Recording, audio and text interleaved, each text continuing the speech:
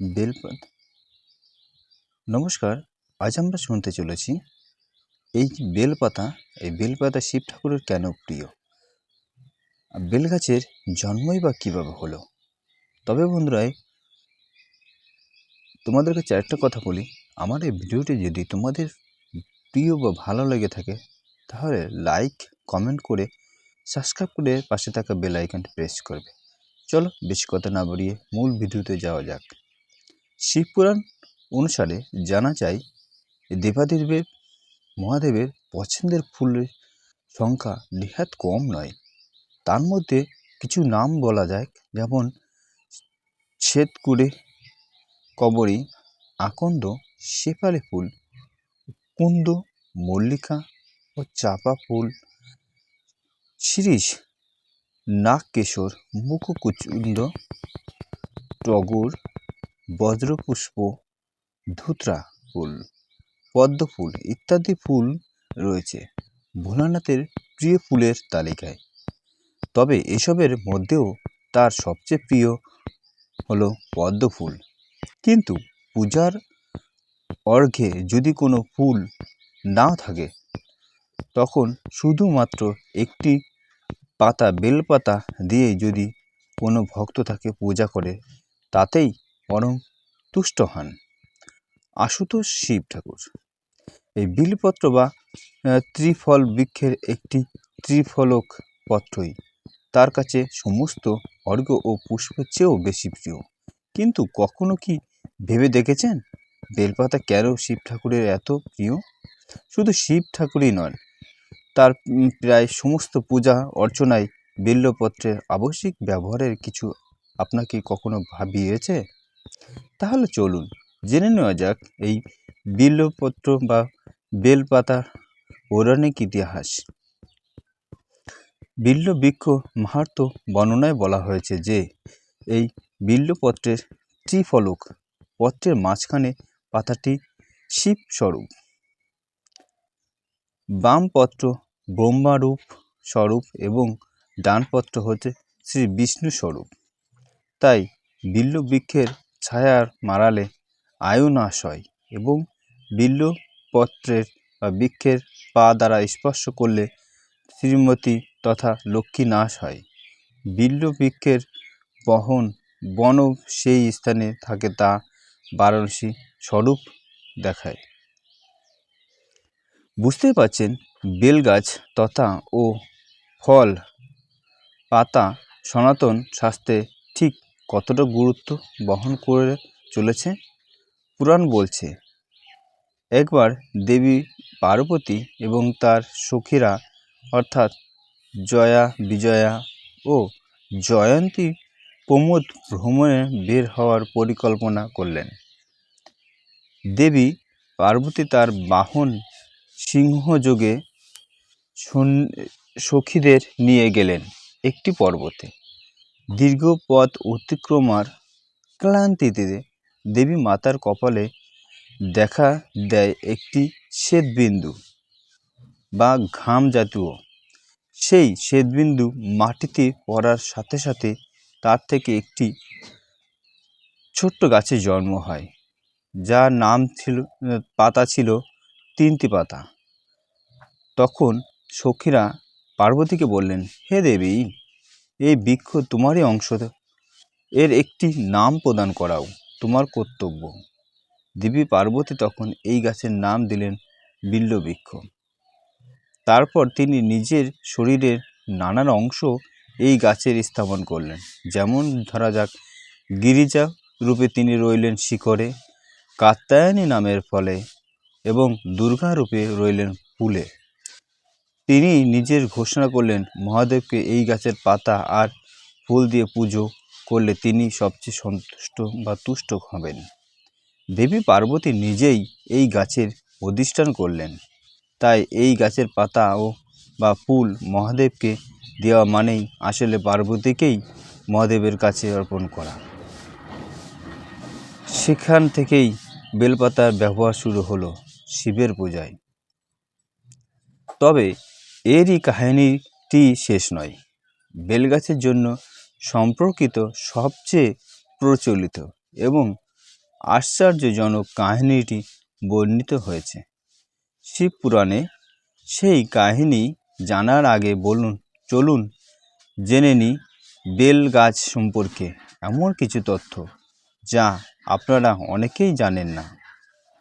বৈদিক শাস্ত্র মতে বেলপাতার 3টি পাতা একত্রিত থাকলে তাকে একটি বেলপাতা বলা হয়। এই 3টি বেলপাতা একত্রে রয়েছে ব্রহ্মা বিষ্ণু মহেশ্বরের প্রতীক। অন্যদিকে বিল্ব বৃক্ষের ত্রিফল পত্রকে নিরাকার পরম ব্রহ্মের 3 নয়ন হিসাবে বিবেচিত হয়। বলা হয় বিল্বপত্রের 3টি পাতা যথাক্রমে পূজা, স্তুত ও জ্ঞান। এছাড়াও বেলগাছের কাণ্ড বা শাখা যথাক্রমে সৃষ্টি, স্থিতি, লয়কে উপস্থাপনা করে। আপনারা অনেকেই জানেন আমাদের শাস্ত্রে 3টি সংখ্যাটির উপর আধ্যাত্মিক আমাদের গুণ 3 গুণ তথা রজগুণ, সতগুণ আর তমগুণ। আমাদের পরম আরাধ্য ও 3 জন তথা ব্রহ্মা বিষ্ণু আর মহেশ্বর। আমাদের 3টি লোক তথা স্বর্গ, মর্ত্য আর পাতাল। বলা হয় বেলপাতা এই 3কেই বোঝায় একই সঙ্গে। তাই মহাদেবকে বেলপাতা অর্পণ করা মানেই নিজের 3 গুণ, 3 লোক ও সব দেবতা সব কিছু তাকে নিবেদন করা। একটি বেলপাতা তাই নিজেকে সার্বিকভাবে সমর্পণ করে নিজের নির্দেশ করে। পুরাণ অনুযায়ী সমুদ্র মন্থনের সময় যখন হলাহল নামক ভয়ঙ্কর বিষ উন্মিত হয় আসে, তখন দেবাদিদেব মহাদেব ভীষ্ম মহাদেবকে ব্রহ্মাণ্ডকে রক্ষার জন্য সেই বিষ পান করেছিলেন। সেই বিধ্বংসী গরল পান করার পর বিশেষ প্রভাবে তার কণ্ঠ নীল বর্ণ ধারণ করে। এই কারণে শিবের আরেক নাম হলো নীলকণ্ঠ। অন্যদিকে বিষের প্রভাবে গরম হয়ে উঠতে থাকে দেবাদিদেব মহাদেবের শরীর। তখন দেবতারা তার মাথায় গঙ্গাজল ঢালতে শুরু করলেন। ঠিক সেই সময়ে তাকে শরীরকে ঠান্ডা রাখতে বেলপাতাও দেওয়া হয়। পরবর্তীতে বৈজ্ঞানিক গবেষণায় দেখা গেছে যে বেলপাতা রেডিও প্রোটেক্টিভ অর্থাৎ তেজস্ক্রিয়তা থেকে বেশ কিছুটা বাঁচাতেও পারে বেলপাতা। তাই প্রায় সমস্ত দেবদেবীর পূজায় বিল্বপত্র আবশ্যক। তবে অসম্পূর্ণ বা ছেঁড়া বিল্বপত্র ধর্ম অনুষ্ঠানে অর্পণ করা হলে তা পাপ কার্যের সঙ্গে তুলনা করা হয়। আরেকটা বিষয় হলো বিল্ব বৃক্ষ ও পত্রিকা সম্পর্কে জ্যোতিষ শাস্ত্রে বলা হয়েছে যে বাড়ির পূর্ব দিক দিয়ে বেলগাছ থাকলে সম্পদ প্রাপ্তি হয় ও অশুভত্ব থেকে মুক্তি মেলে। আর যদি বিভিন্ন সম্পদ ও শাস্তি লাভের নির্দেশে করে শান্তি লাভের। বাড়ির পূর্ব দিকে যদি বেলগাছ থাকে তাহলে বাড়ির পশ্চিম দিকে বেলগাছ থাকলে সুসন্তান লাভের পথ প্রশস্ত করে। তাই বেলগাছ একটি খুব গুরুত্বপূর্ণ। বাড়ির দক্ষিণ দিকে বেলগাছ থাকলে দুর্ঘটনা থেকে মুক্তি পাওয়া যায়। তাহলে বুঝতে পারলে বেলগাছ কত গুরুত্বপূর্ণ। এছাড়াও আয়ুর্বেদ স্বাস্থ্য মতে শারীরিক প্রয়োজনেও বেলগাছের ভূমিকা অনস্বীকার্য। তবে বেল ফুলের গুঁড়ো দুধের সঙ্গে পান করলেও রক্তপলতা থেকে মুক্তি পাওয়া যায়। তাহলে বেলগাছ হচ্ছে কত উপকারী এবং কত গুণদায়ক। তাই হাই ব্লাড সুগার রোগ নিরাময় করতে বেল খাওয়া খুবই উপকারী। তবে বেল ফুল ঠান্ডা জলে ভিজিয়ে মিষ্টি সহকারে পান করলে লিভারের সমস্যা দূর করে।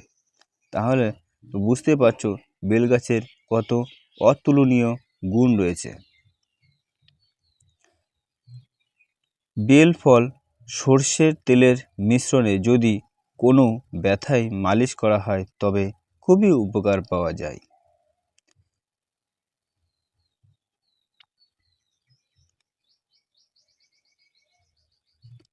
এদিকে বলা হয়েছে যে বেলের গুঁড়ো যদি ক্ষতস্থানে লাগানো হয়, অর্থাৎ কাটা জায়গা কোনো জায়গায়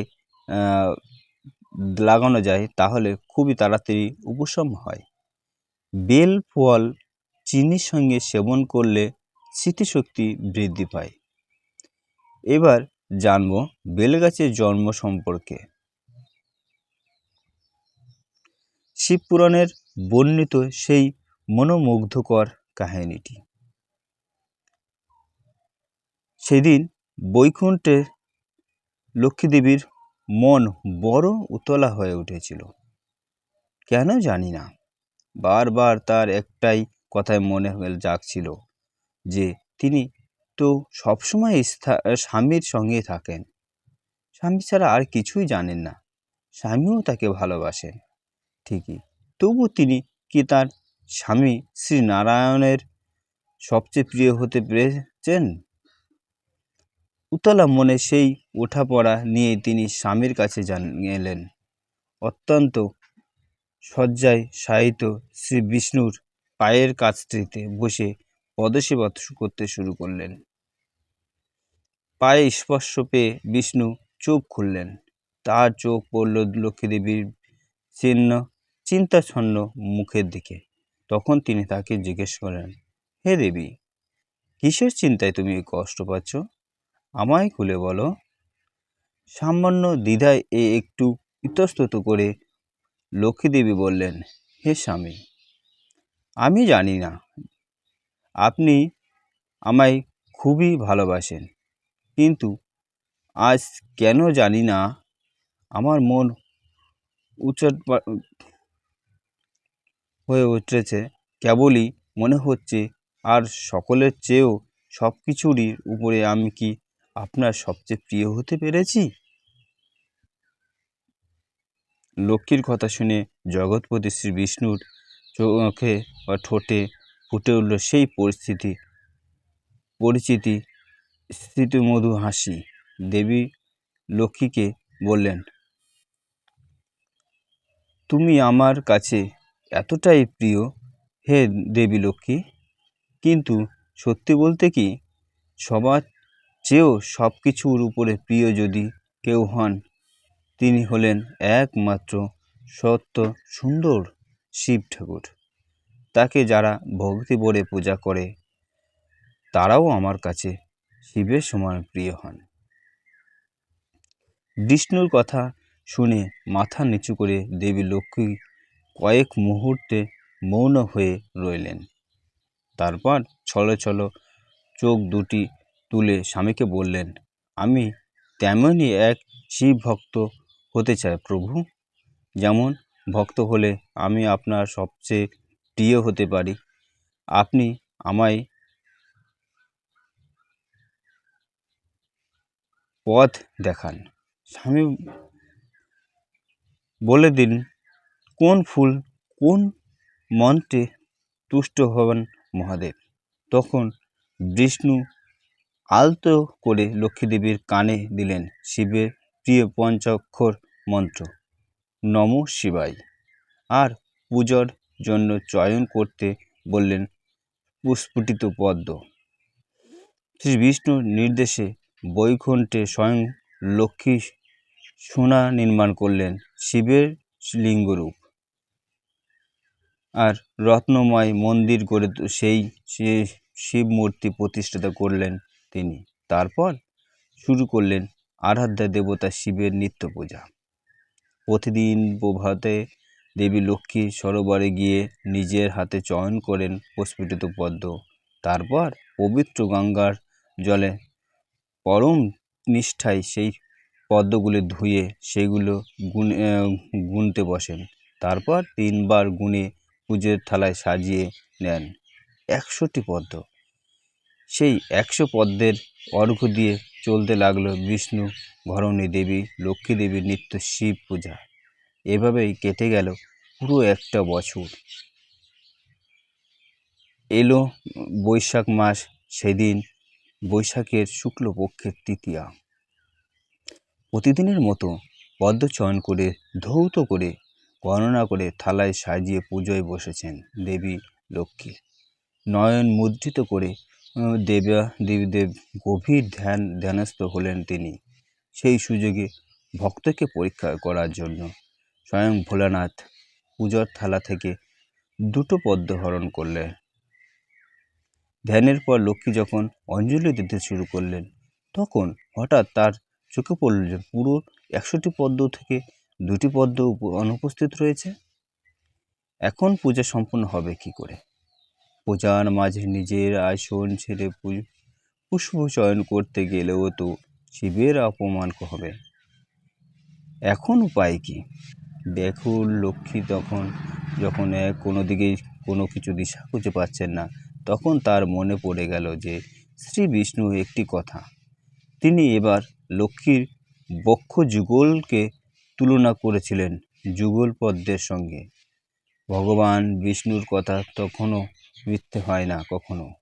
তাই সেই পদ্মা শৃঙ্গ অঙ্গদায় উৎসর্গ করেই পুজো সম্পন্ন করতে চাইলেন লক্ষ্মী দেবী। এই দৃশ্য দেখে অতিভূত হলেন শিব। তাই ভক্তের প্রসন্নতা নিয়ে লক্ষ্মী যখন তার বক্ষযুগল কর্তন করতে উদ্যত হলেন, তখন মহাদেব আর চুপ করে থাকতে পারলেন না। সম্মুখে আবির্ভূত হয়ে সে কাজে বাধা দিলেন তাকে। বললেন, মাগো, আমি আশুতোষ শিব, আমি অল্পতেই তুষ্ট হই মা। তোমার মাতৃ অঙ্গ ছেদন করে আমায় তুমি অনুতপ্ত করছো, প্রসন্ন করেছো। বলো মা, তুমি কি বর প্রত্যাশা করো? লক্ষ্মী শিবকে সস্তবে তুষ্ট করে বললেন, হে ভগবান, দিতে হলে আমায় এই বর দিন যাতে আমি আমার প্রিয় স্বামী সবচেয়ে প্রিয় হতে পারি। শিব তখন মৃদু হেসে বললেন, তাই হবে মা, তবে তোমার বলিদানের কথা কেউ কোনো দিন ভুলতে পারবে না, কারণ তোমার ওই অঙ্গ থেকে ধরায় জন্ম। বেল নামক বৃক্ষের তার পত্র হবে আমার ত্রিনয়ন, তার ফলের স্বাদ হবে তোমার বক্ষ সুধার অনুরূপ। হে দেবী লক্ষ্মী, তোমার আরেক নাম শ্রী, তাই এই বৃক্ষের নামও হবে শ্রী, ফলের নাম হবে শ্রীফল, আর তার পত্রকে বলা হবে শ্রীপত্র। যতদিন ধরায় চন্দ্র সূর্য থাকবে, এই বৃক্ষেও ততদিন থাকবে। এর পত্রে পূজা পেয়ে আমি হব পরম তুষ্ট। শিবের অনুগ্রহে সেই বৈশাখের তৃতীয়া তিথিতে পত্রপুষ্প ও ফলসহ বেলবৃক্ষের জন্ম হলো মর্তে। এবার নিশ্চয় বুঝতে পারছে বেলপাতা কেন দেবাদিদেবের এত প্রিয়। আসুন আমরাও বেলগাছ পাতা ও ফলের সমাদর করি। এছাড়াও নিয়মিত বিল্ববৃক্ষের প্রণাম মন্ত্র পাঠ করি পরমেশ্বরের কৃপা লাভ করার জন্য। নম বিল্ব তদরে সদা শঙ্করী পিনে, সকলানি মমাঙ্গিনী কুরুষ্প। এই ছিল শ্রী শিব ঠাকুর বেল কীভাবে শিবের প্রিয় কেন, এই ছিল বেলপাতার পুরো কাহিনী। তোমাদের এই কাহিনীটি যদি ভালো লেগে থাকে তাহলে লাইক করে কমেন্ট করবে এবং পাশে সাবস্ক্রাইব করে পাশে থাকা বেল আইকনটি প্রেস করে দেবে, যাতে নতুন নতুন ভিডিও তোমার পাশে প্রথমেই নোটিফিকেশনটা চলে যায়। রাধে রাধে।